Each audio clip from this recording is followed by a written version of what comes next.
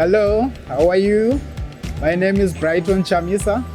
I'm a Food Lovers artisan baker.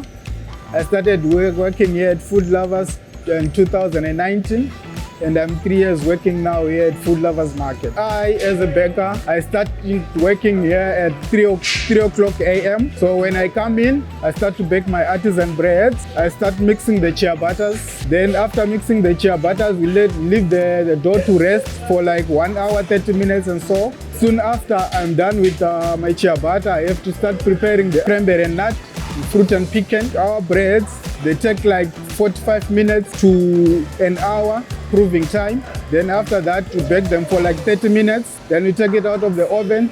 Then we pack them on the artisan table. Then as soon as we are done, 7:30, 8 o'clock, everything will be done. Then it will be nice and fresh, nicely packed on the table for our customers.